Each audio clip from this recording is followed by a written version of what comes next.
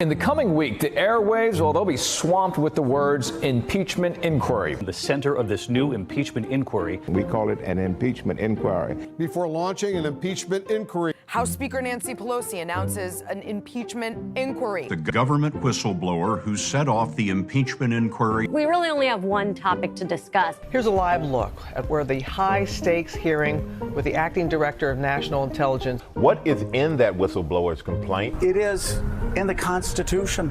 Secretary of State Mike Pompeo subpoenaed for Ukraine documents. These past 10 days in September may prove pivotal. Key moment in the impeachment battle. What I think has shifted is sort of the moral implications inside the Democratic caucus. Donald Trump will leave Congress, in my view, no choice but to initiate impeachment. Oy vey, as my loving grandma used to say. Don't get me wrong, we have a corrupt president. Not exactly breaking news. Should he be impeached? Yeah, for about 25 things. But do you need me to tell you that? Do you need status quo to cover this wall to wall? I don't think so. But let me tell you something else that's very scandalous. The fact that Flint, Michigan still does not have clean water 5.5 years later.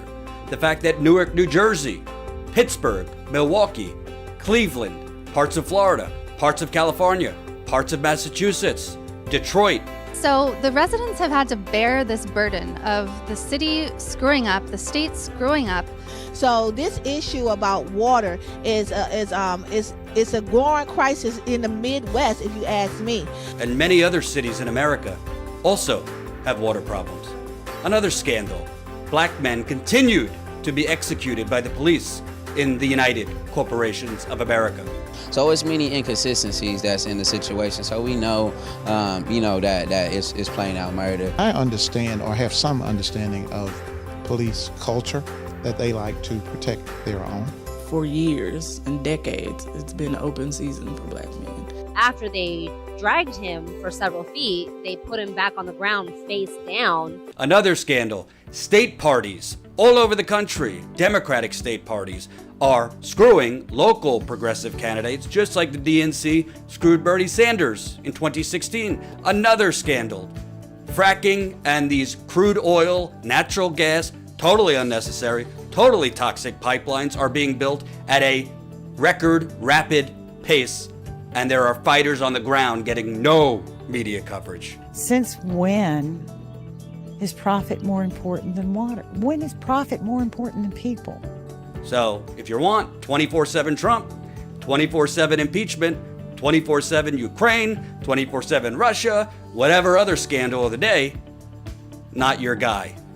But if you want on the ground, in the field reporting of the actual, true, long-lasting, happening way before Trump scandals in America, become a member. statusquo.com/join for as low as a cup of coffee a month. statusquo.com/join. Help us build the media revolution.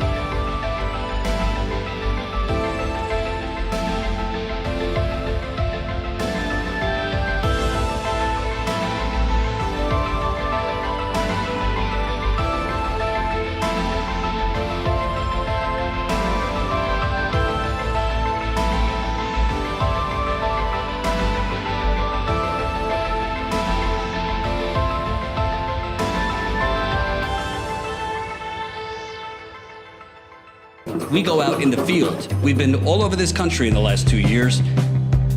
Standing Rock. I've been with you. I've been with you since Standing Rock. Wow, you got me on right now. We're doing it, baby. We're going to South Bend. It's time you show the real Mayor Pete. In 100 days, they tore down 1,000 houses in 100 days. Thank you, whether it's Standing Rock or Flint or everything else you do. You know, you guys, it's not even like watching news. It's just watching truth, you know. It's not me and you, Jordan. It's the ruling class. It's David Koch. It's the Walton family, Jeff Bezos, Elon Musk. It's them, not us, that benefit from these illegal offensive wars. Come on over here. Whoa! We're here at the Bellagio in Las Vegas, and you are going to see live the actual caucus process. We are here. We go out in the field, and we give the microphone back to the people. Yo! Cool! I know who you are, yo! How you doing, man? You the man, yo!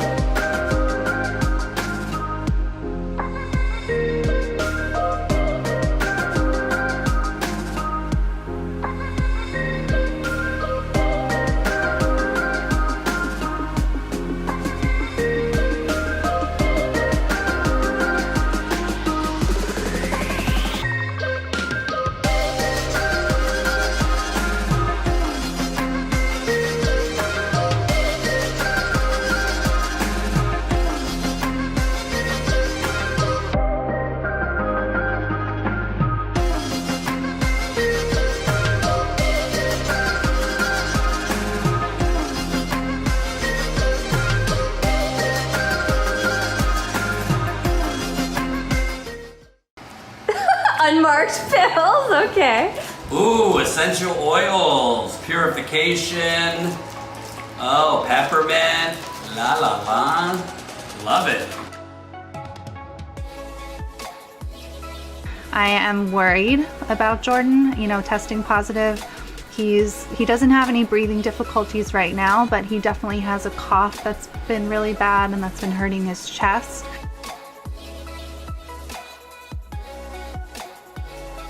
That's Fury right there. I've cleared out the desk and now got my drill a hole and we'll see how this goes.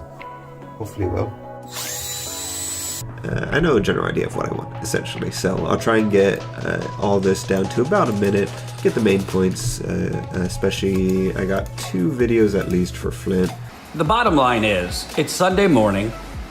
I'm preparing for my Sunday live stream, which usually takes me about 2 hours to prepare for before the live stream. And I got an email from a viewer.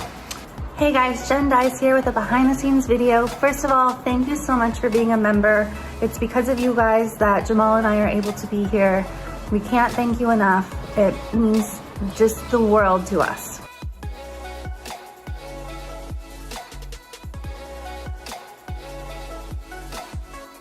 Millions and millions of people have been laid off. Millions more have had their hours cut. We're kind of living in a quiet, silent depression. What do you call 45 million people filing for unemployment? $1,200 in 3 months makes no sense. Makes absolutely no sense. Everybody should be paying attention to what's going on because this is happening in every county, not just Louisville, Kentucky. And that's why the world is like, wait a minute, enough's enough. And one thing I do know is if you're not sitting at the table, you are on the menu. And it seems like we continue to be on the menu. I don't want to have to lose everything that we worked really hard for. We've been struggling for 5 years, and then we finally got everything together, and it just instantly went away. Literally driving across the country during the pandemic, talking to people, finding out what's going on. But there are people such as yourself and other people that are telling the true story of what is happening.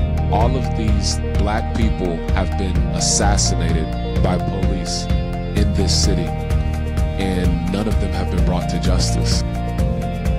People don't really care about those things in places where, you know, we're not New York, we're not Chicago, we're not Minneapolis, we're Louisville, Kentucky. If somebody calls you screaming for help at 911, they never treated her. They never came to her apartment, nothing. Vote.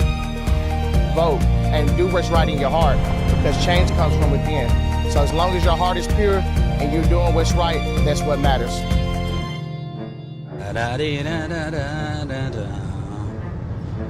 Once upon a time there was truth in journalism where brave men and women gave voice to the voiceless. But then the corporations bought the journalist, poisoning the news that we are fed. With those tainted sources all we ever ate was a steady diet of status quo. This hijacked narrative hid the truth of mass suffering, injustice and corruption throughout our land. Status quo, status quo, status quo, status quo. To expose this shift to oligarchy came a band of honest journalists. They left the studio and hit the streets to give the microphone back to the people. From sea to sea, the people were empowered to share their truth. Their voices no longer stifled, reclaimed their power. Join the media revolution now.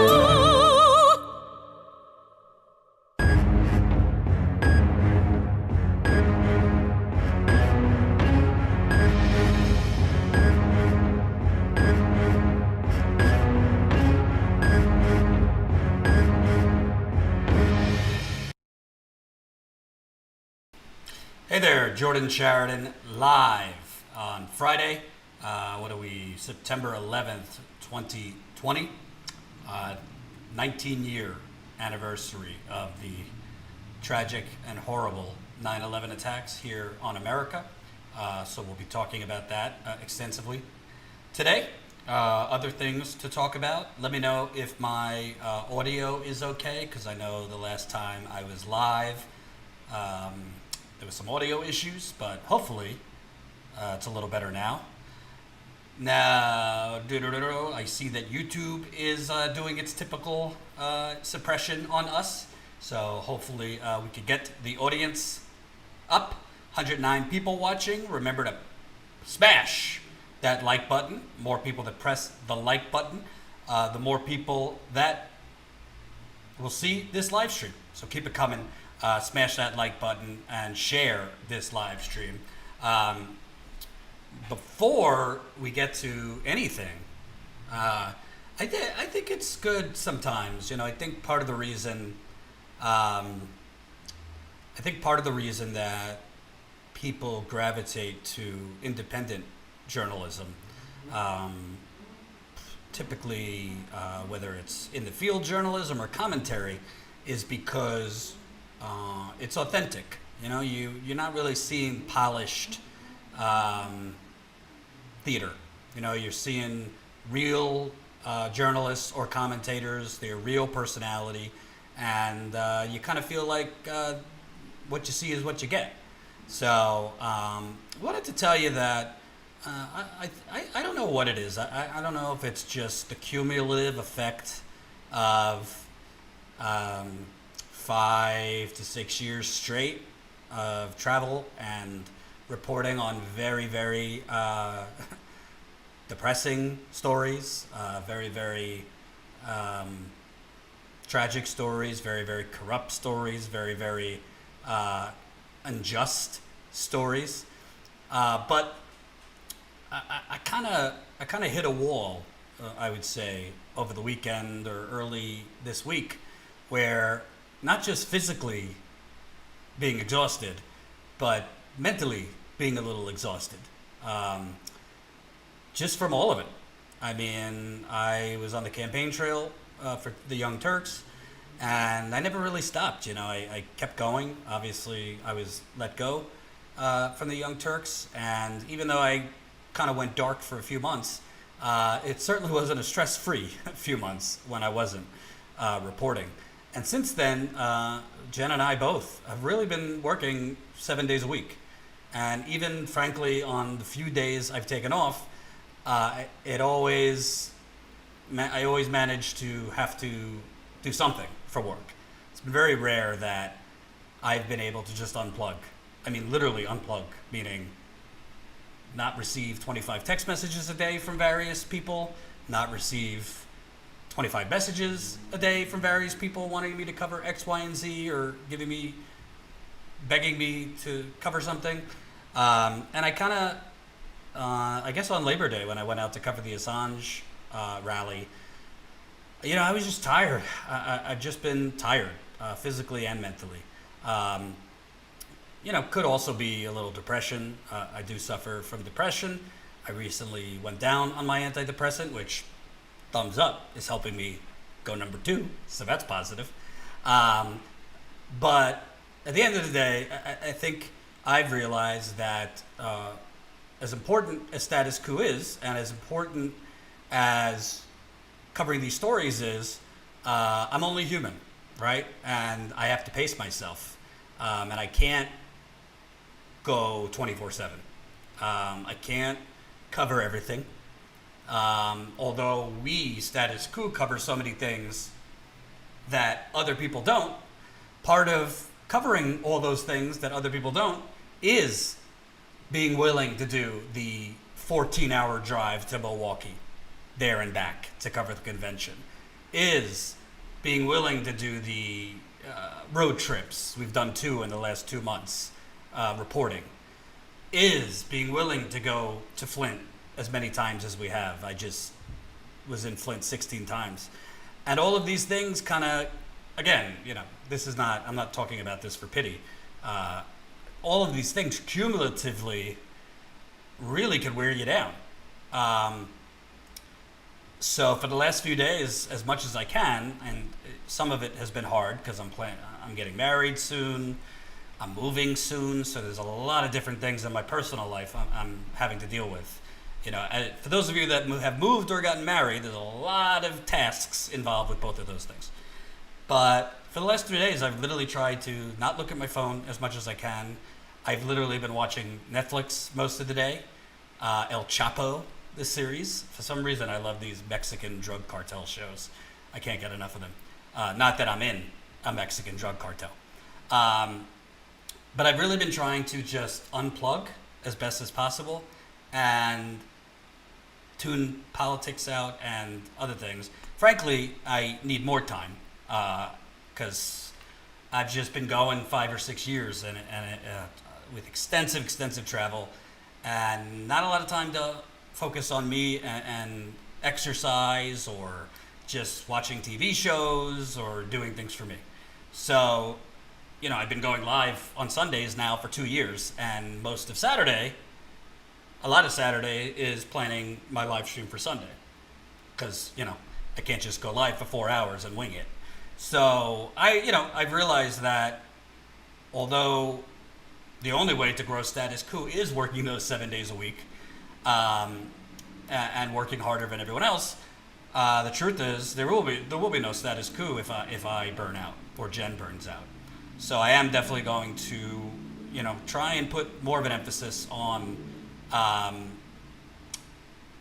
you know, me time and decompressing and not trying to be everywhere and cover everything, trying to be off Twitter a little more, which we're all addicted to our phones these days, and, you know, not trying to put the whole world or country on my shoulders, meaning, unfortunately, you know, not responding to every single email I get to cover something, or not feeling bad if I just want to do my own thing and relax and not cover something or pick up and investigate something. And I think, I think that's important because, you know, I started in the field in my late 20s. I'm now turning 34 in a few days.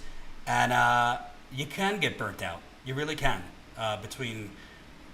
It's just a constant election, you know, whether it's the presidential, midterms, the protests, the pandemic. I mean, we're all human, and it gets a little. Jen could tell you this. I don't particularly love doing live streams from my apartment every day. Where I really feel the most invigorated is out there in the field. But whether it's live streams from your apartment every day or being out in the field, definitely need to spend time on yourself. And for me, that's stupid stuff like playing fantasy football or watching Mexican drug cartel shows, and not even paying attention to politics for a day or two. So, point is, you could hire other reporters now and share the load. You got people to pick up the slack. Wouldn't that be nice, Cheryl? Unfortunately, you can't really hire other reporters to pick up the slack if you don't have the money to do that. Part of the beauty of status quo is we're not selling out, and we don't take money from terrible places. But on the other end, because we haven't sold out, because we don't take money from terrible places, we don't yet have the money to hire an additional reporter. So that's the goal. We're just not there yet. So I just wanted to be honest with the audience that I've kind of hit a wall. So I might here and there take, you know, if I need to, take a day off during the week, or not go live on Sundays. You know, Jen is going to be doing more, not just to give me a breather, but because Jen's great and she does great work, and I appreciate her going live the last few days. And, you know, Jen needs a breather too sometimes, because I don't think you guys don't realize this is definitely not a 9-to-5 job. No. This is not a 9-to-5 job. Even on my days off, honestly, it's like, even the last 3 days, it's not like I've been able to completely turn everything off. But, you know, it definitely, the news hasn't slowed down, and particularly since we cover so many things that the corporate media won't touch, I'm just a little exhausted for the last 5-6 years. And I'm learning now that if I don't pace myself, I'm going to not be long for this journalistic world. So that's that. Maybe we could talk about that on the next members call. I just wanted to tell you where I'm at mentally, and yeah, that's it. So thank you for the super chats getting us started. David Meisel, 10R. I don't know what R's are. I think Real. For the Kanish Fund. Why, thank you. Gingal9, $12. Jordan, take vitamin D. I do take vitamin D. Thank you. And thank you, Maker of Things, $5. 9/11 is the dawn of fascism, perpetrated by the Bush dynasty, fostered by the Obama installment, and realized through the Trump regime. Call it by name. Well, we're going to get to 9/11 because I think it really brings everything we're dealing with right now full circle. So, Let me just retweet that we're live. Hold on. So, I think that in this, and by the way, we got 180 people watching. 117 of you have pressed that like button. So don't forget, please, smash that like button. The more people that press like, the more people that will see this live stream. YouTube, unfortunately, likes to throttle the hell out of us. So keep it going. We're almost at 89,000 subscribers. So definitely press the like button. By the way, we did recently raise our GoFundMe goal. Jen and I are actually talking. It's funny. I'm being kind of inconsistent here, but I'm telling you I'm burnt out. But here, Jen and I are actually talking about the next reporting trip we could take. Because if I don't take one soon, I'm not going to be able to take one for a while. Coming up, I'm moving and getting married in the same month. So I'm definitely not going to be able to go anywhere in the month of October. So we are talking about the next trip that we could squeeze in the field in the next week or two. So definitely contribute if you can to the GoFundMe. Almost at $119,000, any amount. I think the minimum at GoFundMe is $5. Really, we really appreciate it, and we'll keep you posted on where we decide to go next and what we decide to cover next. So, I think that because we live in a time where everything is Trump. Can you remember a time where the news was a little bit more spread out? Meaning there was more than one subject or figure covered 24/7. Do you remember that time? Because I sure don't. And it's been very, very frustrating talking from an independent and investigative reporter point of view, because Jen and I have broken story after story that it's hard to break through, even on Flint and those kind of things, because nobody wants to give a damn unless it's Trump and Russia, which is obviously correlated to Trump, and other things. But before Donald Trump, George W. Bush, among liberals, that would include Rachel Maddow, and I use the term liberal loosely, Keith Olbermann, Chris Matthews, I mean, all the usual suspects. People who cared about truth, people who cared about history, people who cared about right and wrong. George W. Bush was a shunned figure. And I think it's important to the future so that the same mistakes are not made and the same corruption and frankly, sociopathic behavior is not repeated, that we don't whitewash history, that we don't allow truly incorrigible figures to rehabilitate themselves or essentially have an extreme makeover from what they really are, which are war criminals who should be in jail. People responsible for mass death. I was off while this broke, but you look at Donald Trump and the tapes that just came out, where he's openly, in February, talking to Bob Woodward about, coronavirus is deadly. This thing could spread through the air. It's very, very troublesome. And, I'm going to play it down. He literally was talking about that in February as he was being warned by administration figures, including Peter Navarro, who's not the brightest bulb in the whatever, but was warning him, this is going to be a major problem. We need to do something. It could wreak havoc on the economy. He knew about it in February, yet he was doing press conferences saying, there's only 15 cases. It'll be erased. No big deal. It'll be gone before you know it. No big deal. He knowingly went out there and sold calm, sold this is no big deal, while knowing full well his inaction was going to kill people. We could take on the corporate Democrats, but let's be very clear. Donald Trump, call it what you want, criminal negligence, intentional second-degree manslaughter. Let me tell you something. Donald Trump clearly knew that this was going to kill a lot of people and chose not to warn the American people, including his supporters. Because I can tell you, his supporters, they live and die off of what he says. And if they would have heard President Trump taking it seriously, if they would have heard this is deadly, stay at home, wear a mask, he would have had a lot less people dead. So Donald Trump has a lot to answer for. But there's two different kinds of warnings, unanswered and buried. The kinds of Donald Trump and this pandemic. Thank you, Aditi Hyder, $7. Super chat, appreciate it. Remember to spread the wealth in the GoFundMe. Whatever's easier for you, but GoFundMe actually takes less than YouTube does. YouTube takes 30% of our super chats. What do you think Trump should have done differently? Gee, I don't know. Instead of going up at a press conference and saying, there's only 15 cases, it's not a big deal, it'll just pass, saying what he did, saying what he told Bob Woodward to the American people in those press conferences, that's what he should have done. Should have had a urgent White House press conference or address to the nation saying there's a deadly disease that if we act aggressively right now and vigilantly right now, we will save a lot of lives. That's what he should have done. But Donald Trump isn't the only one that buried or ignored warnings, okay?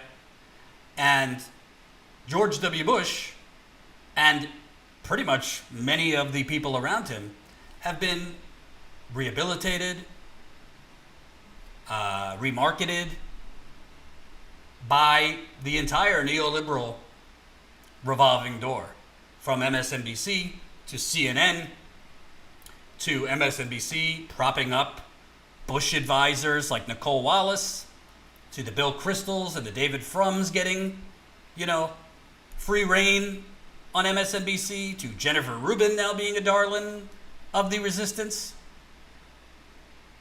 to the point where I think people might not even remember that 9/11 was completely preventable, that 9/11 could have been stopped, and that, frankly, this is my opinion, there seemed to be an intentional effort to ignore warnings, not just one, but many warnings before 9/11, that, let's say, if Al Gore were president, might have not happened. For those that don't remember this story, we all know about the infamous August 6, 2001 memo, headlined from the CIA to George W. Bush, bin Laden determined to strike. But let's go further back than August 6th, 2001.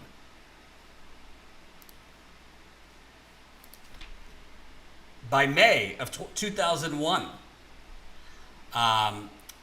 Cofer Black, he was then the CIA's counterterrorism chief, was saying it was, quote, it was very evident that we were going to be struck hard, and lots of Americans were going to die. There were real plots being manifested. George Tenet, who at the time was the CIA director, told Politico. This article is from 2015.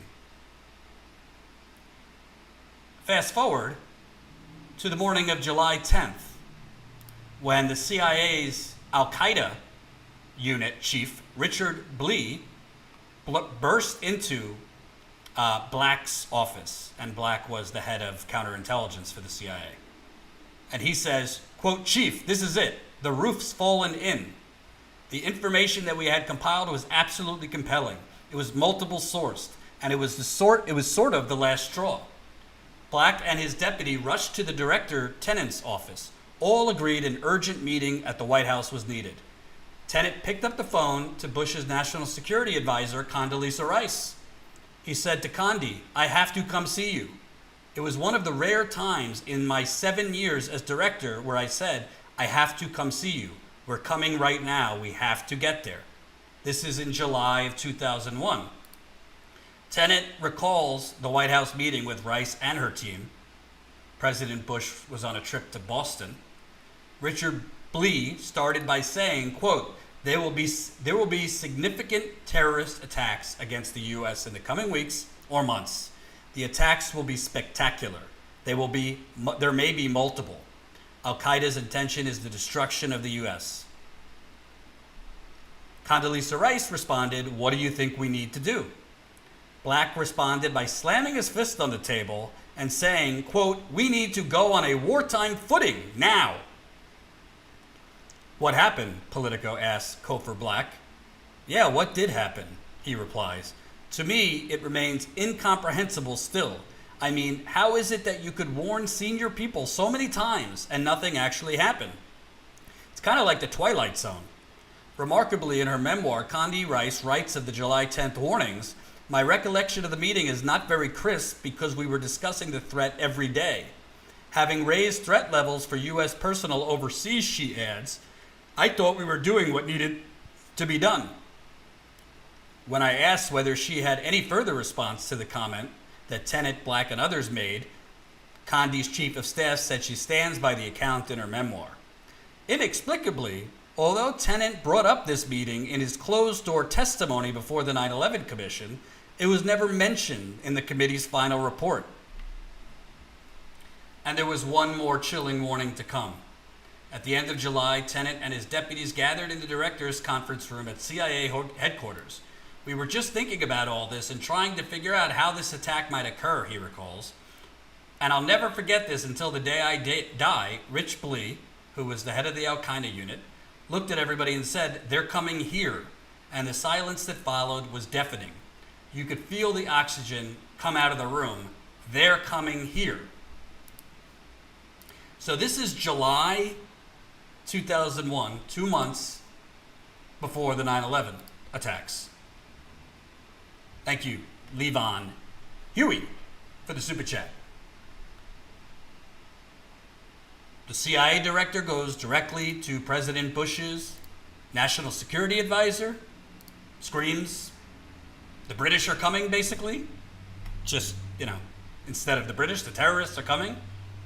You don't think Condoleezza Rice might have mentioned that to President Bush? Then you have President Bush on his ranch in Texas in August, gets a memo, bin Laden primed to strike. Nothing. Absolutely nothing.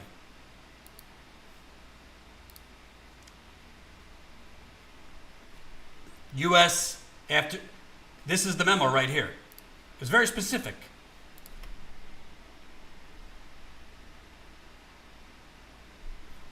Clandestine foreign government and media reports indicate bin Laden, since 1997, has wanted to conduct terrorist attacks in the U.S.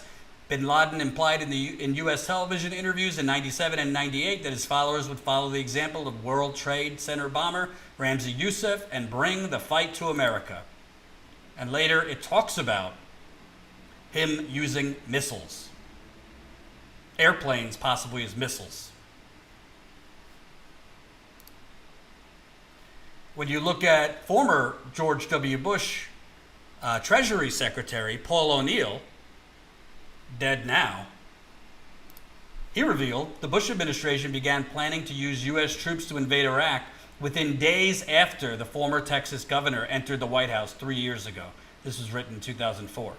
Quote, "From the very beginning, there was a conviction that Saddam Hussein was a bad person and that he needed to go," O'Neill told CBS. "For me, the notion of preemption, that the U.S. has the unilateral right to do whatever we decide to do, is really a huge leap." O'Neill, who served nearly 2 years in Bush's cabinet, was asked to resign by the White House in December 2002 over differences he had with the president's tax cuts. O'Neill was the main source for the price of loyalty, George W. Bush, the White House, and the education of Paul O'Neill. There are memos, Susskind told the network. Quote, one of them marked secret, says plan for post-Saddam Iraq. Susskind said O'Neill and other White House insiders gave him documents showing that in early 2001, the administration was already considering the use of force to oust Saddam, as well as planning for the aftermath. Susskind also described a White House meeting in which he said Bush seemed to waver about going forward with a second round of tax cuts. Quote, haven't we already given money to rich people? Shouldn't we be giving money to the middle? Susskind says Bush asked, according to what CBS called a nearly verbatim transcript. So, I'm not a 9/11 conspiracy theorist, although I think it's pretty clear Building 7 didn't go down on its own. I think it's pretty clear objectively that it was a controlled demolition.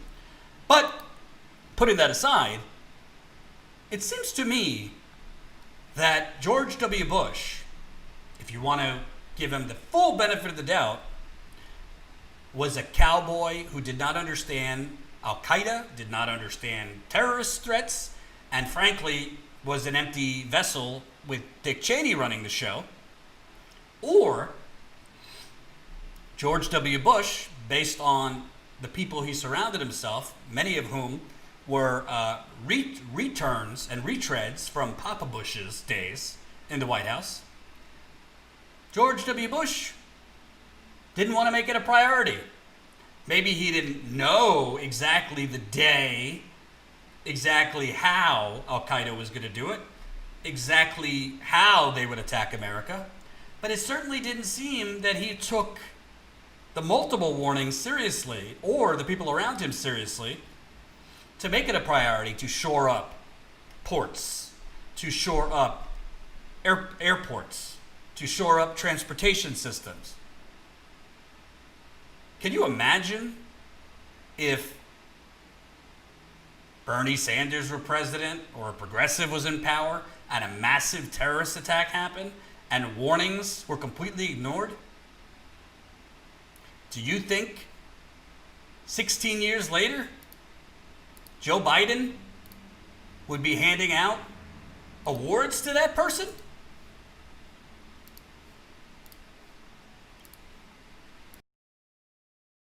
And for every deployed soldier and everyone that was deployed and deployed now, there's someone standing and waiting and praying. It's not about, again, Democrats or Republicans. It's about who we are. It's about standing up for men and women who put their lives on the line to defend us every single day. It's about fighting for the soul of this nation that has given us so much.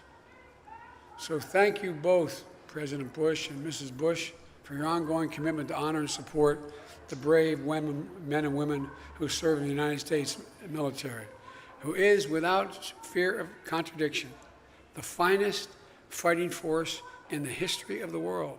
That is not hyperbole. It's the finest fighting force in the world.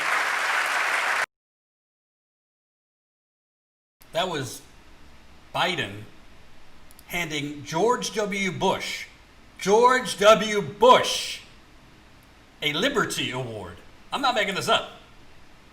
And thank you very much. Annette, $10 in the GoFundMe. Anonymous, $10 in the GoFundMe. Keep it coming. Maybe we can get to $119,000 raised. Again, Jen and I are currently talking about the next reporting trip we want to do, which most likely is going to be this month because I can't do anything in October. I'm getting married and moving in the month of October, so gotta fit everything in September. So please contribute towards the next reporting trip if you can.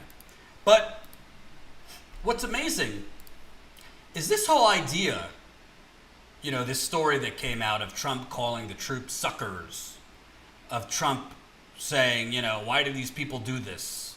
What's in it for them? Which is reprehensible. And I already covered this, but I believe every word.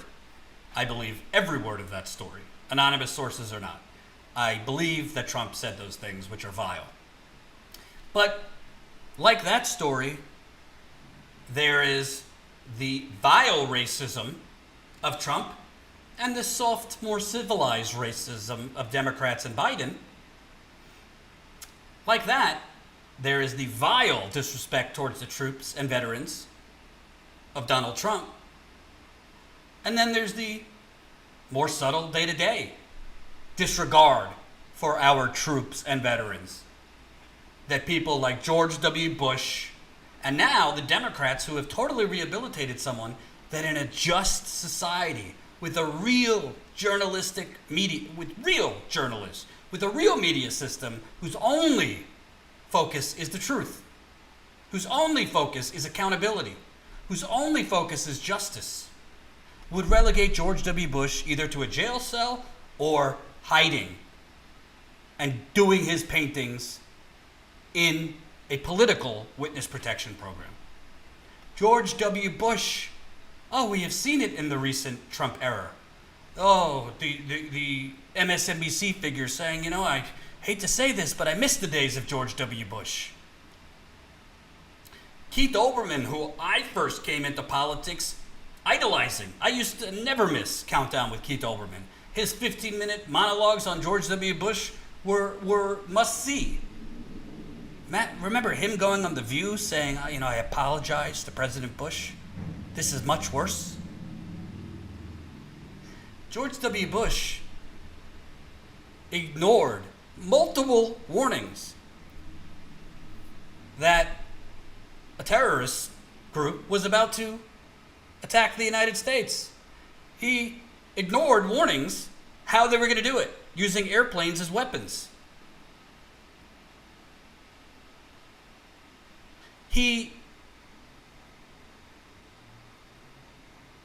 And the 9/11 commission, by the way, was completely whitewashed, as I just showed you. You don't think it's kind of important that July 2001 meeting where the CIA director calls Bush's national security advisor, says we need to meet right now, and tells her bin Laden is going to attack us like imminently? You think that's a little accident that was left out of the 9/11 report? Say what you want about Donald Trump. He has not started a war based on oil. He openly talks about us trying to get the oil, but he hasn't sent thousands of soldiers to go fight for oil yet in a new war. He hasn't lied us into a new war. And what's happening with Bush right now, in 2003, 2004, if somebody said to you, in 15 years, the media and the zeitgeist are going to rehabilitate George W. Bush, you would never believe it. So what now, in this current Trump derangement era we have, what's to say in 2035, if we're all lucky enough to be here, when it's, I don't know, President Canaan or some wackadoodle, or President Tom Cotton, or who sends in even worse military troops, or name your fascist conspiracy theorist. Who's to say that Donald Trump is not going to be rehabilitated? Who's to say that we're not going to, wax poetic and nostalgic for the good old days of, I miss, if only we had a president that the worst of it was just tweeting crazy things. If Bush could get rehabilitated, what's to say that the same people rewriting history for George W. Bush wouldn't do it when it comes to Donald Trump?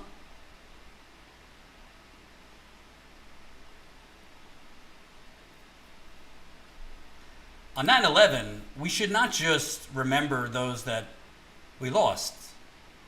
We should remember the government that allowed it to happen, not by accident, but by willful decisions not to act.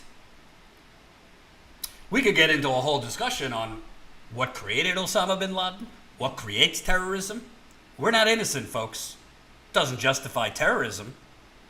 But the current military-industrial complex, they choose not to look into why do they actually hate us?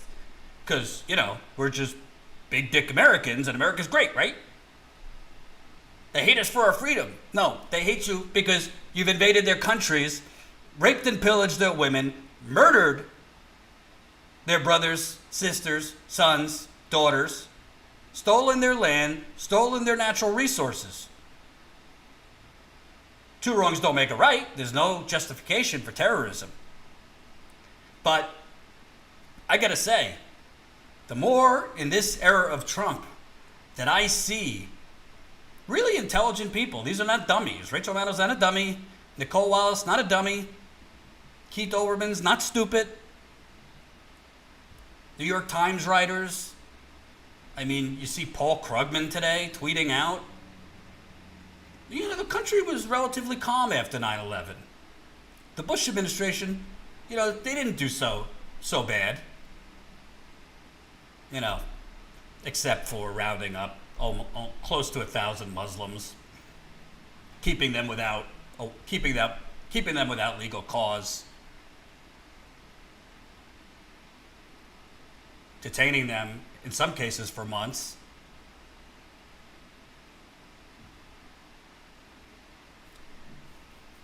That's reality. And frankly, the Democratic Party has shown themselves to be a co-war party by handing out awards to George W. Bush, for waxing nostalgia for George W. Bush, and the media too. Ellen DeGeneres palling around with George W. Bush, the Today Show, and these puff pieces on George W. Bush, the new, oh, his paintings, aren't they beautiful? He does paintings of veterans, yeah? Well, a lot of the paintings he's doing of dead veterans is because he launched a war of lies. I don't care what he's done for veteran families. You know what he could have done for their families? Not sent them to a war based on lies. Not sent them to a war that never had to happen.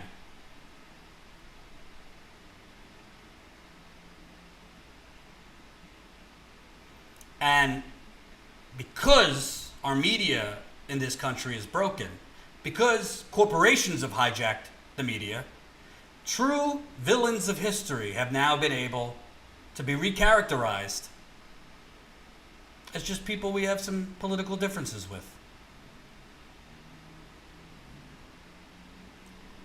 I'll tell you what, I wouldn't allow my son or daughter to go near an army base, much less volunteer in an army in the United States, because they're not defending the country. They're defending the oligarchy. That's what military service in this country is. And sure, people will twist what I'm saying as disrespecting the troops and whatever. That's okay. I know people that serve. I'm not disrespecting them. But we need to be realistic about what exactly they are doing. Al-Qaeda had nothing to do with Iraq. So when they went to Iraq, and it's not their fault, they're duped. Most people serving in the military are young people who can't find jobs and have been left and screwed by the United Corporations of America and get seduced into military service by the benefits and stability. I have a friend who couldn't hold down a job and went to basic training. But let's not pretend they're actually defending our country. What they're doing is defending the oligarchy, even though their intentions might be right and they might actually think they are fighting for a valiant cause.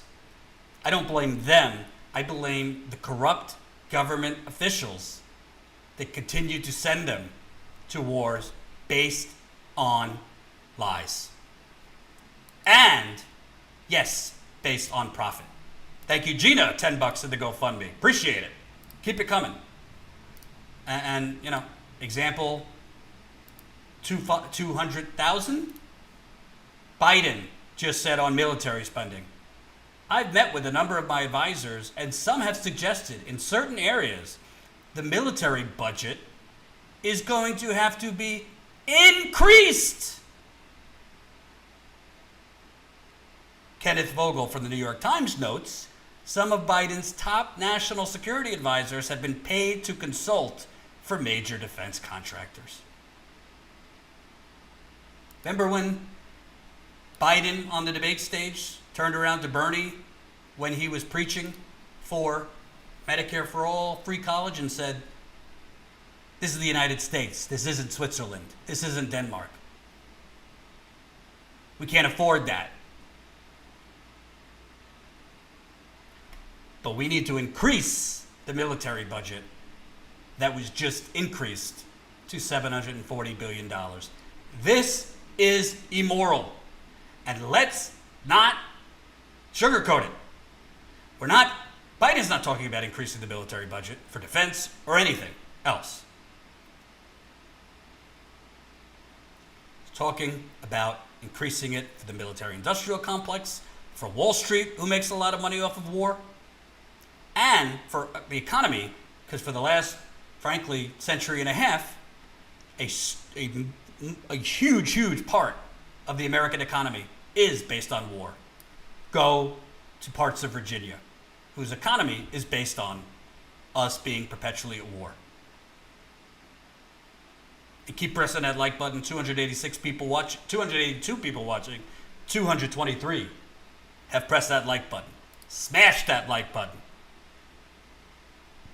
So to the widows, to the sons without fathers or mothers, I say to you, do not let the media or the Democratic Party or whomever rehabilitate George W. Bush. He's a war criminal who should be in prison. I don't care if he provides paintings. I don't care if he's fuzzy on Ellen's show. And this is what the Trump, when it's all said and done, when the history books are written, I think one of the legacies of the Trump era won't just be Trump's awful actions and the emboldening of white supremacy and racism. It'll be the total amnesia and lies and distortions on what actually led to Donald Trump in the first place. Because I could tell you, having been on the road covering Donald Trump in 2016, a huge part of his base actually was part of why they were attracted to him, was that message of ending the wars, getting us the hell out of other countries. He clearly didn't mean it. He clearly was full of it. But part of that base, which is bipartisan, the Bernie left and the Trump right, don't want any more Iraqs, don't want us aiding Saudi Arabia to commit genocide in Yemen, or bombing Somalia, or bombing Pakistan and all the other countries. Thank you, Windy Melly, $10. I chuckled when a CNN contributor insisted there was no military-industrial complex. We ain't fools. Oh, there is. There is. And that's my take on Bush, 9/11, and the shameful Democrats who have rehabilitated it. Moving on. So, right now, what are we, September 11th? 9 days till my birthday, by the way. We could already get the birthday GoFundMe's coming, if you want. $118,650 raised. Turning 34, September 20th. Can't wait. You know, I gotta tell you, when I see, and I texted this to Jen yesterday, when I see journalists suddenly decide, oh, maybe we should look into Joe Biden's record. Oh, maybe we should actually ask Joe Biden a tough question or two. I just want to explode. And I also want to explode at Bernie for not going hard enough. But I'm trying to take my time, if you were here for the beginning of this live stream, taking the last few days off to kind of recharge. I've been a little physically and mentally exhausted from just the last 5-6 years of go, go, go. I'm off. I'm watching El Chapo on Netflix. I'm enjoying myself. I might be having a beverage or two. This was yesterday, I think. And I see Jake Tupperware, as I like to call him, very aggressively going after Joe Biden on his complicity in the deindustrialization of America. And honestly, Joe Biden doesn't have a damn answer for it. If you haven't seen this, I mean, it was really, truly a sight. Here we go.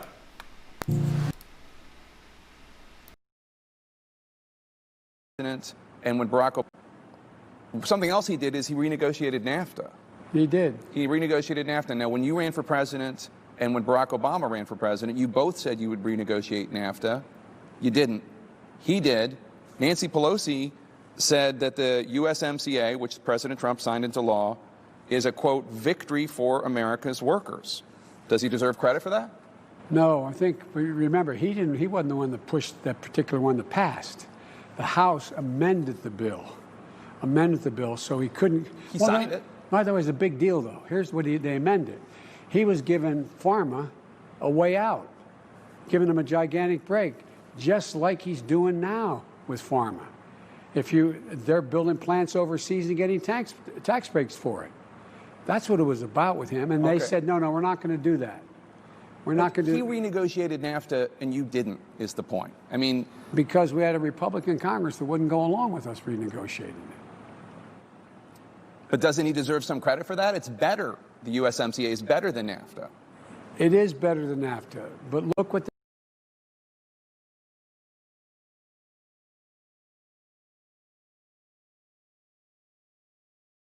First of all, let's get something very straight. And that's, hold on, Jake Tapper, Trump, Biden, NAFTA. So there was a longer clip that I wanted to.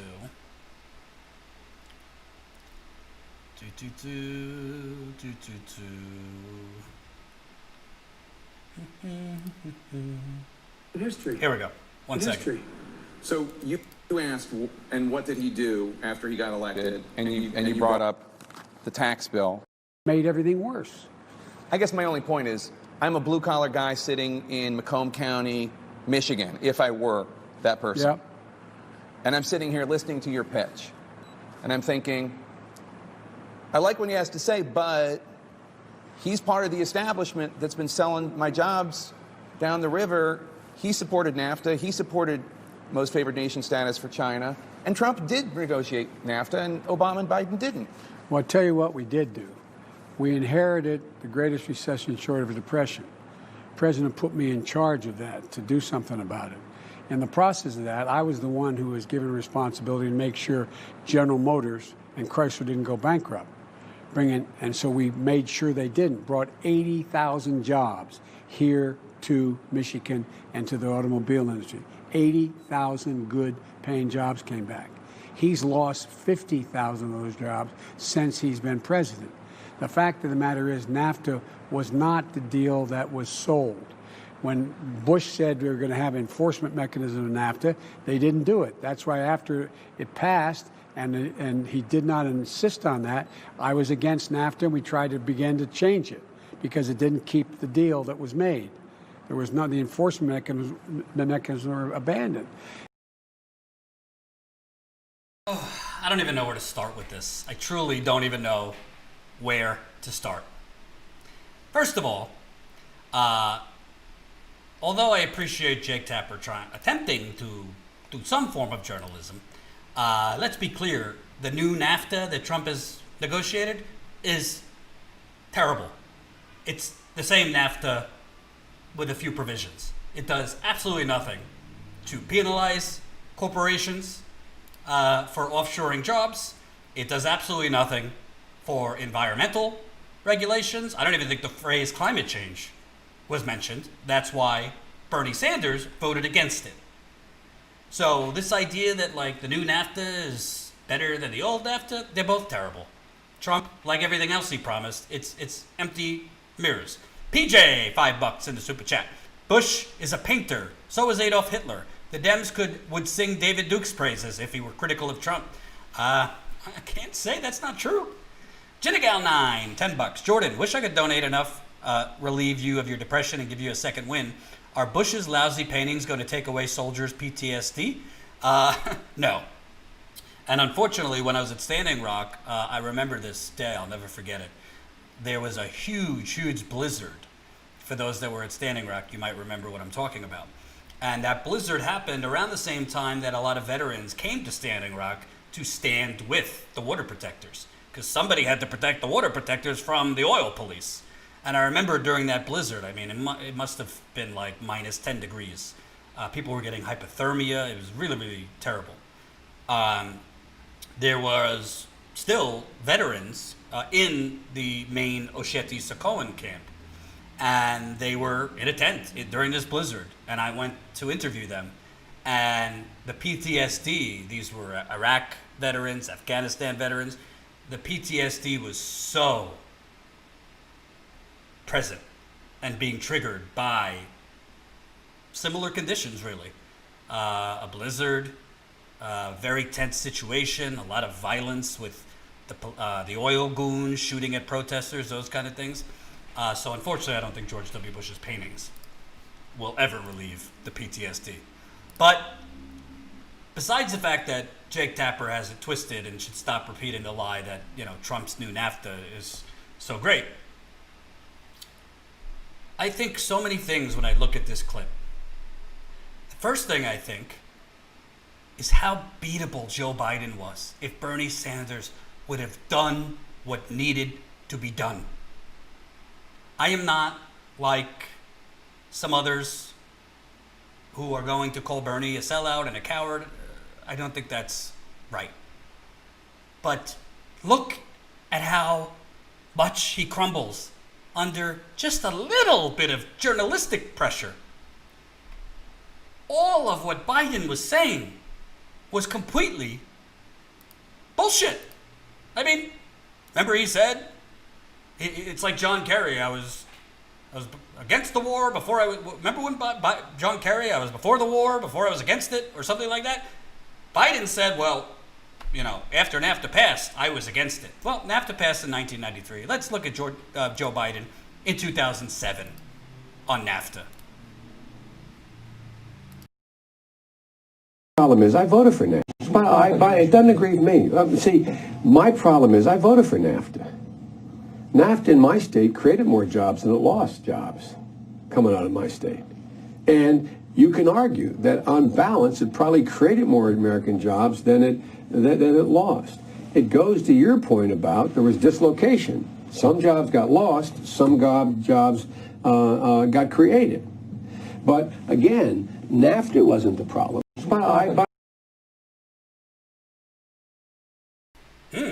That doesn't sound like somebody who turned against NAFTA when he saw that the mechanisms for protection for people's jobs weren't good enough.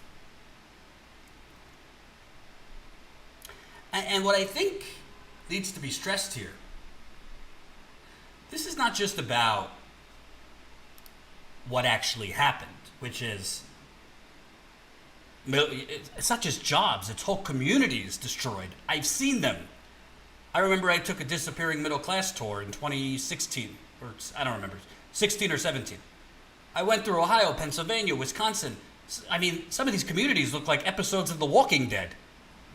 Closed down storefronts, boarded up old plants, closed down plants, shuttered youth centers, empty lots with grass that's been growing for probably 10 years. So tall, that grass. Even on a sunny day, it looks cloudy. Those are the communities who were destroyed because of, not because of Joe Biden, but because of the whole system. Because they essentially answer to corporations who essentially wrote that trade deal.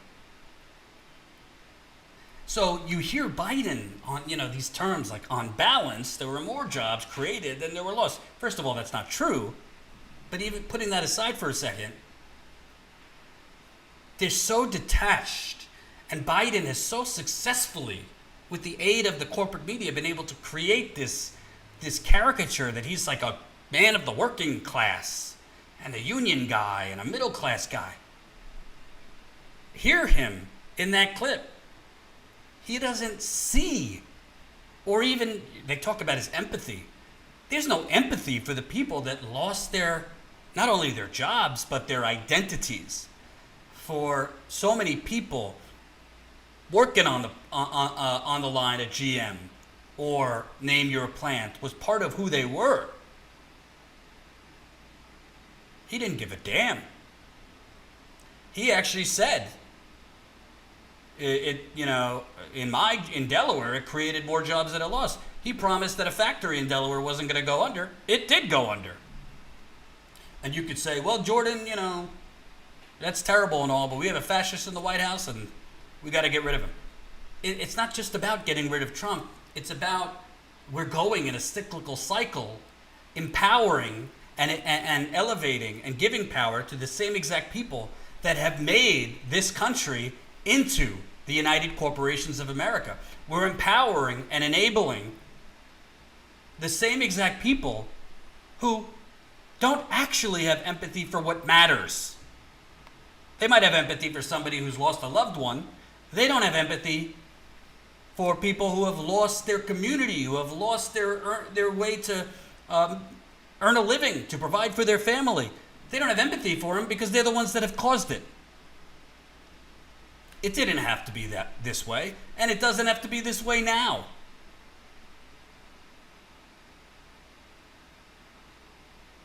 And I just wish, and this is something that the progressive movement has to take heart of moving forward. These hypocrisies, lies, inconsistencies can, if you not only point it out, but you hammer these people for it, it can reach all voters, not just progressives, not just young people, not just Latinos, but even the older voters. But you have to make it personal, you have to go after them for it, and you have to be consistent.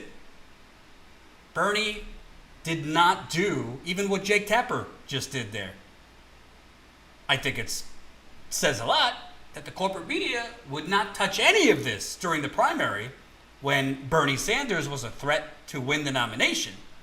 No. Then the only policy discussions we could have, the only record we should look at is those menacing Bernie bros. Is Bernie, love affair with Fidel? But now that Bernie's not a threat and, Uncle Joe, all right, we'll be tough on Joe because we're good whether it's Trump or Joe. So now we'll do some journalism and push Biden on his complicity in the destruction of America's economic lifeblood. I don't want to hear about globalization and this was inevitable. No, nothing is inevitable when there's a will, there's a way. We made a choice. The government made a choice to sell people out. Government made a choice to focus on cheap labor, cheap consumer products at the expense of the workers that built the American economic engine. And Joe Biden was complicit in that. Joe Biden has no business being president of the United States. The only reason he might become president of the United States is because he has gotten a gift in Donald Trump. And his proposals now to bring back American manufacturing, to make it in America again. Well, how are you going to do that when you have let the inmates run the asylum? You have let the corporations take over this country. What are you going to do? You're the government. You could very well say to General Motors, no. You cannot operate. You cannot reap the benefits of the American economy if you continue to do your business in Mexico, China, and other countries. You are going to be charged a hefty offshoring tax. And we are going to block you. We are going to block you from getting the parts you need in America. He could do that. He's not going to, because his Wall Street daddies will not let him.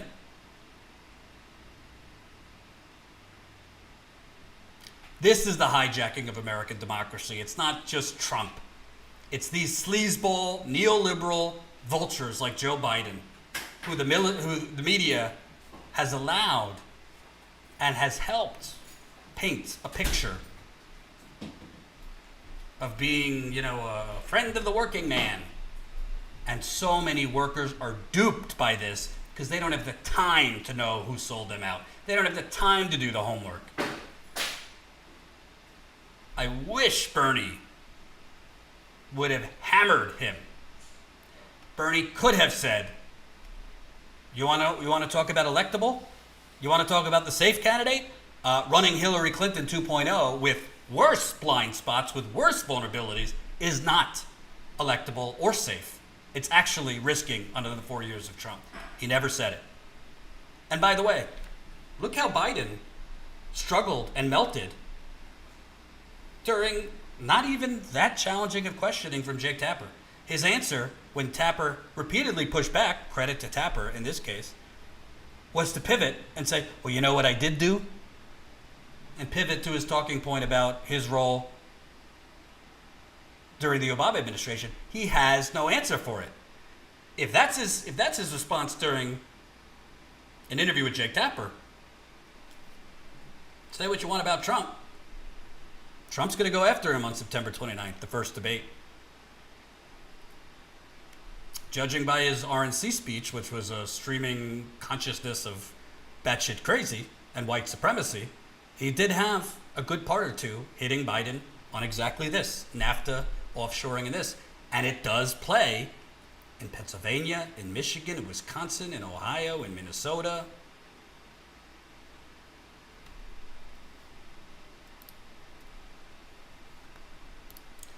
And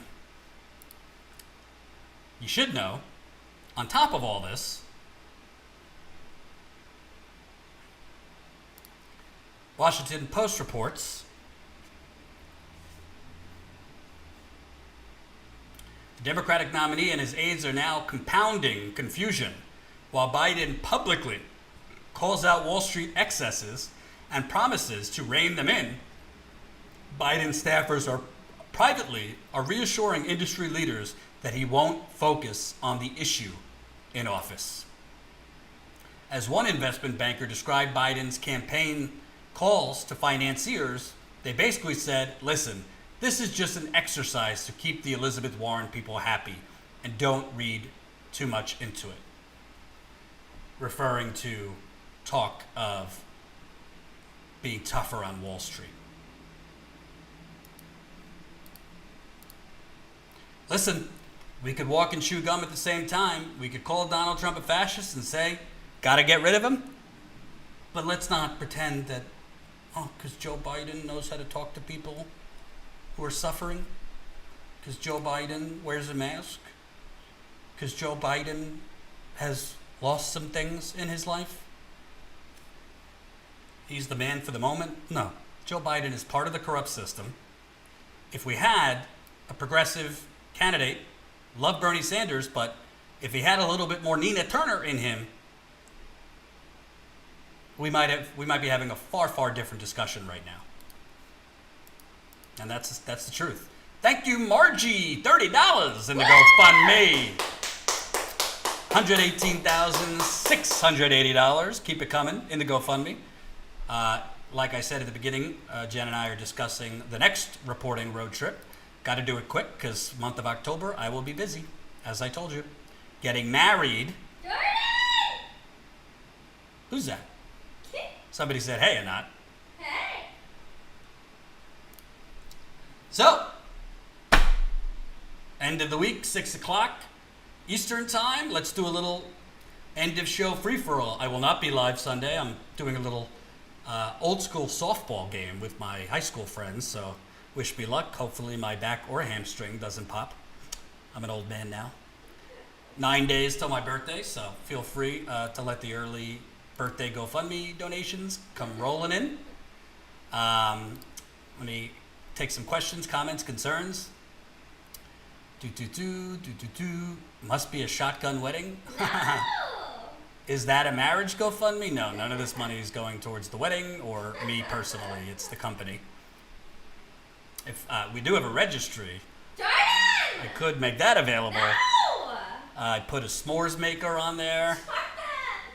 Whiskey glasses. What else is on there? Did you put a Peloton bike on there? Jordan! Oh, excuse me. Dude, you're 34. Pretty far from being old. Haha. I got 2 back surgeries to disagree with you. LOL or not. Ooh, I gotta shave. Okay. Please live stream the wedding. Oh, you know, that's an idea. Yeah, super chats for the wedding. Super chats for the wedding. Bigger flag. You know, I'm thinking actually we're thinking of creating our own custom flag. Upside down to show the distress signal of the United Corporations of America, with a couple different companies and figures in place of the stripes. So stay tuned for that. Owen, $2, 920 B-Day, me too. Owen, you're a great American. That is my birthday. September 20th, 1986. Super chat wedding gifts. I agree. Diamonds by Mama and Papa Sheridan. I paid for it.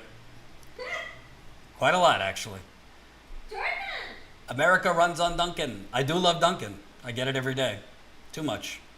Definitely do that flag. Correct. Jen wants me to replace the flag with a status quo thing in the background, but I say, I don't know. If it ain't broke, don't fix it. Have status quo written on one of the stripes. Status quo written on one of the stripes? Yeah. Okay. Red Fawn is free. Yes. Jen did a great report on that yesterday.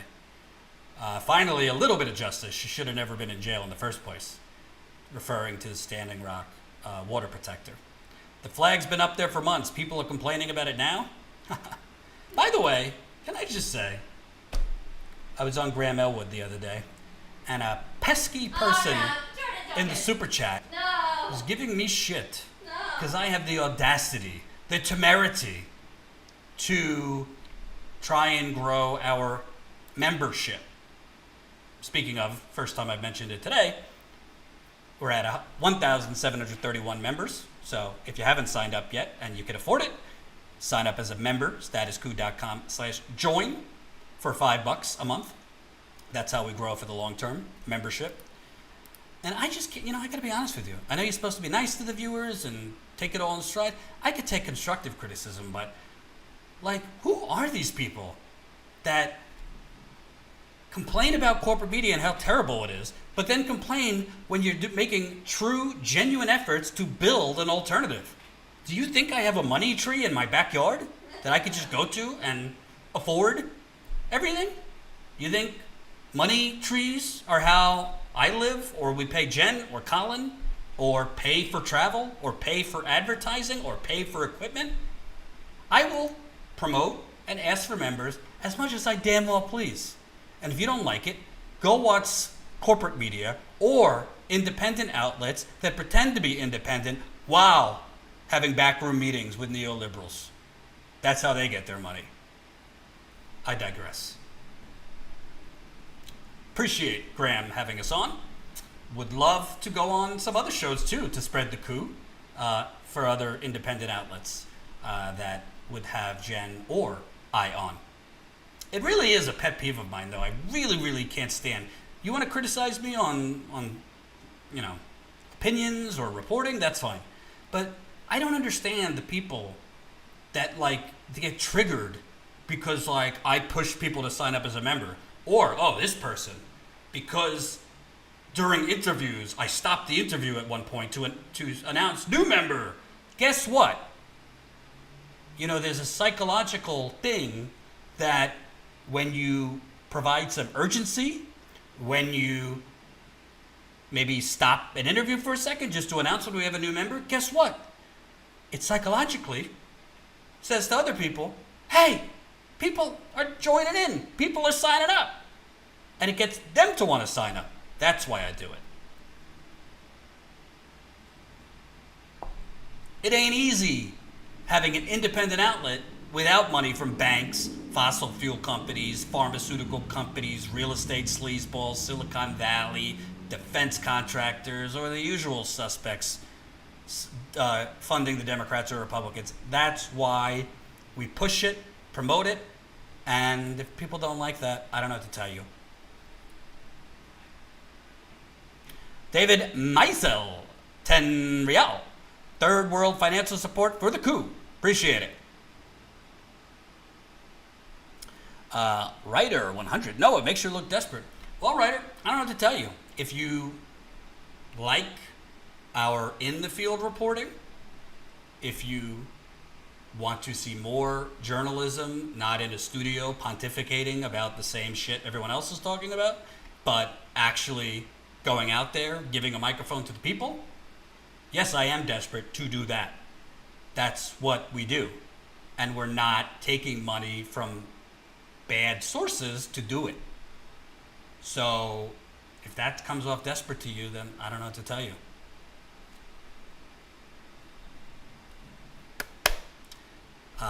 Thanks, guys. Just big heart. Appreciate it. Appreciate it.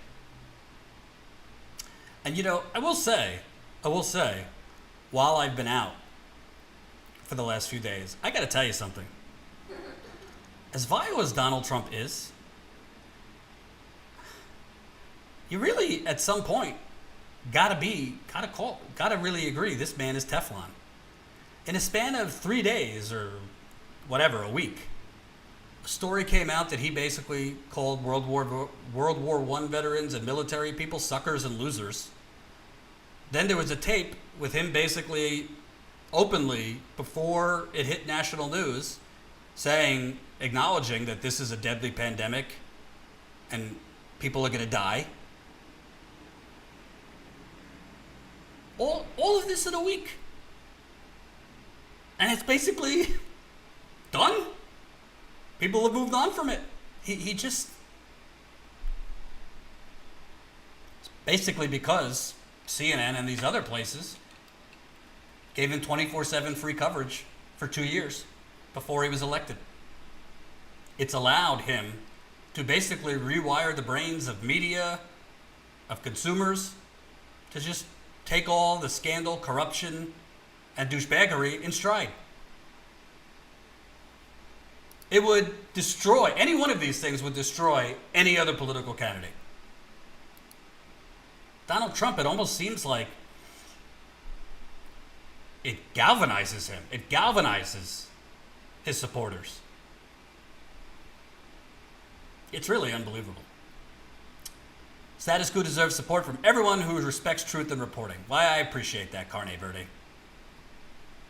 Chris Wynn, Trump has a higher approval rating than the media as of earlier this year. Yes, he does. The media certainly has earned their approval rating.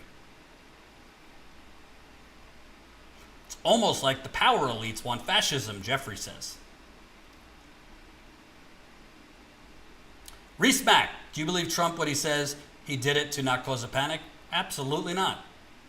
You kidding me? He did it to keep the strong economy, air quotes on the strong economy, going, and to get reelected. Period. End of story. Jordan, have you watched The Social Dilemma on Netflix? There's strong political side to it. Is that out? I saw the trailer. It's out already? If so, I'm going to add it to my weekend list.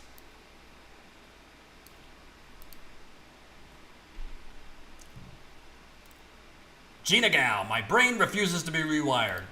Good. The only wiring you need is status quo. Oh, God, 118,680. If only we could get that to 119,000 before my pre-birthday weekend. $320 to go. I think we could do it.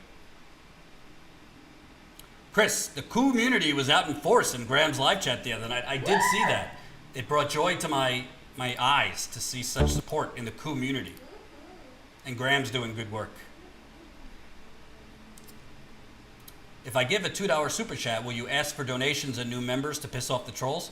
Absolutely. And you know, what's unbelievable to me? Well, you know what's truly unbelievable to me? Sorry, I got to do this. I don't say this out of bitterness. I just say this because it's true. I'm getting like 3 emails a day from places like the Young Turks begging for money. They're on to their 20th fundraising campaign, another $2 million campaign. Who the hell knows where the money's going? That's a whole nother story. They keep raising money, saying it's for X, Y, and Z, and then they never actually spend the money on that while laying off workers and firing reporters. Nobody says a word about that. But because an outlet that actually does go out and do what it says, does go out and give the microphone back to the people, oh, how dare them ask for members. How dare them promote membership and GoFundMe during a broadcast. Oh my God, I can't take that. Meanwhile, you got other outlets sending email after email, schemes. I mean, Jen could tell you about the schemy emails coming out of some outlets. George E., $2. Here you go. Thanks, George E. Sign up as a member of Status Quo for as low as $5 a month. 16 cents a day, that's correct. SEK, ignore these jerks, JC. You know what? I try to. I ignore a lot of criticism, but the criticism on the asking for money really pisses me off because I believe actions speak louder than words. And can you name another journalistic outlet who has done as much as we have with so few resources? I can't tell you how many holidays I've been on the road.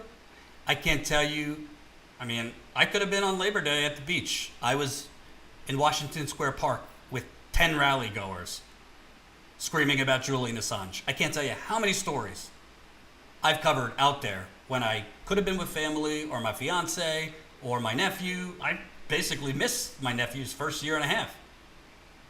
I do it because I believe in these stories. I believe in exposing corruption and injustice.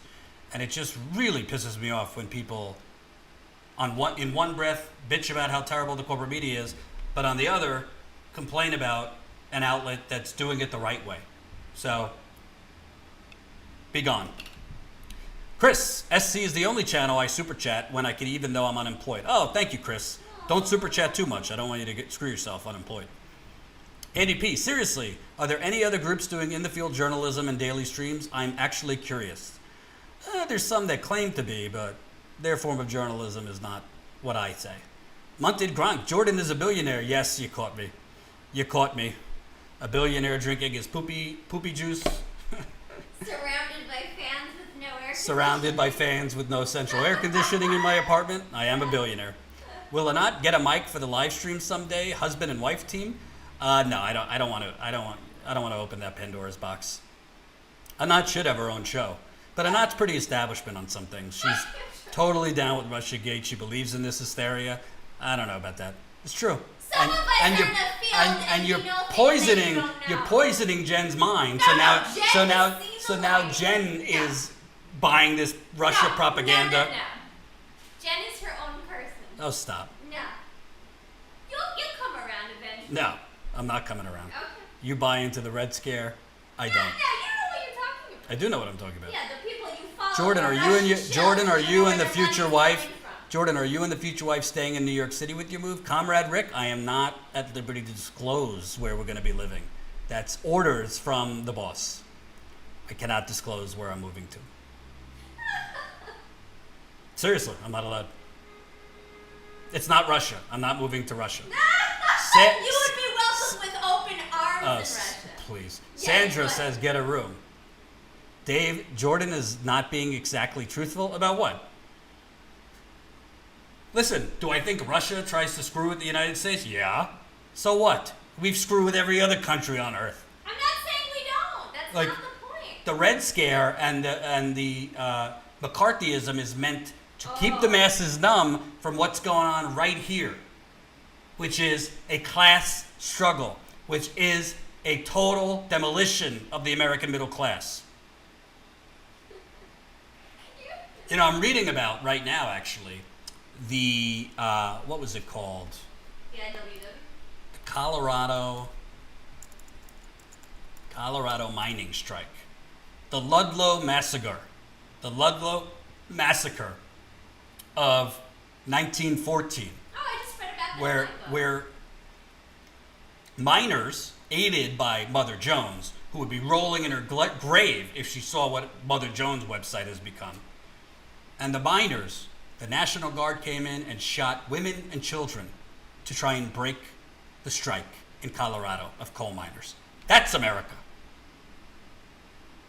But to try and continually distract, deflect, and change the subject and change the public's attention from the exploitation of workers, the terrible conditions, the low wages, the concentration and theft of wealth from labor's hands into the hands of the oligarchy and bourgeoisie.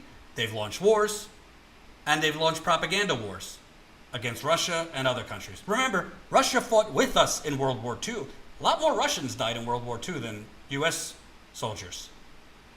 I'm not saying Russia's perfect. I think Putin's a murdering, homophobic lunatic.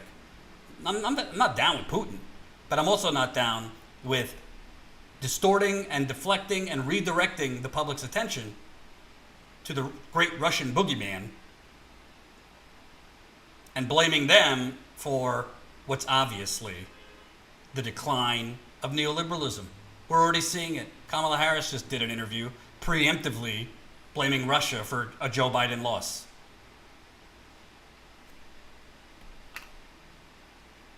Visit Russia? I will help? No, thanks. I'm down. I'm not down. I don't want to visit Russia. I want to go to Italy. So when the coast is clear, that's where I want to go. Let's see if we got any more GoFundMe action. Oh, still 118,680. You know, actually, I'd love to know what you guys think. Where do you think I should go next on the reporting trail?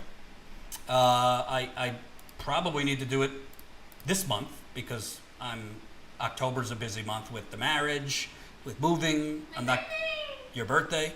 So where do you want us to go next? I'm open to suggestions. Has to be within driving distance. I think another 14-hour trip might kill me, so let's keep it to 7 to 10, preferably. Jordan, come to Washington State. I said 7 to 10. I can't fly right now. There's a pandemic. By the way, shocker, coronavirus cases increasing now in places like New York, New Jersey, and elsewhere because these geniuses are opening up colleges and elementary schools. Who would have thought? Don't come to the fires? If I could fly, I might, but I'm not flying in this pandemic right now.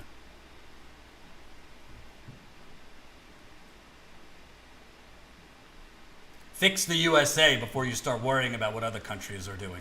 Completely agree. Completely agree. We didn't start the fire.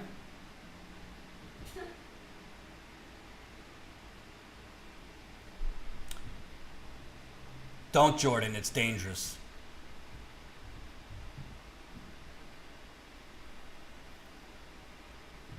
No, November, gotta be DC to crash Biden's inaugural? Oh, God. I don't think if Biden wins, I don't think it's going to be in January. I think there's going to be a long, drawn-out thing. There's going to be a lot of lawyers involved. I think it's going to make the 2000 recount, which went all the way till the end of December, I think, look like child's play. What's going to happen between the mail-in balloting and all that?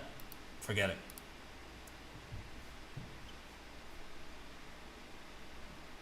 All right, folks. Great to be back. I will be back Monday, unless something breaks before then. Taking Sunday off to go play softball on Long Island with the boys. If I hit hoping I could get at least a double. A home run would be wonderful, but that's never happened. While I'm sober, at least. Speak of the devil, Flightman's calling me. So, I'll be back Monday. Thank you for the warm welcome back. Please, please, please consider donating to the GoFundMe if you can. We're almost at $119,000 raised. And remember, most people are not lacking compassion in this country turned corporation. Most people have no earthly idea what the hell is going on all around them.